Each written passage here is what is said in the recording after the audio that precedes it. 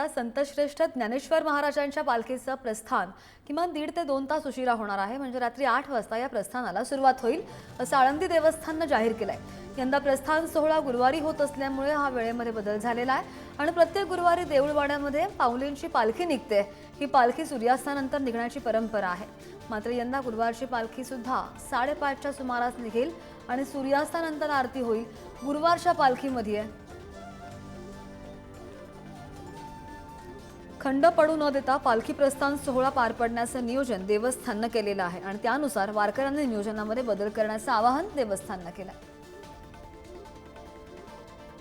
याचं प्रस्थान उशिरा व्हायचं कारण म्हणजे प्रस्थान गुरुवारच्या दिवशी आलेलं आहे आणि दर गुरुवारी पालखी असते मंदिरामध्ये आणि देऊळवाड्यामध्ये ती पालखी फिरते।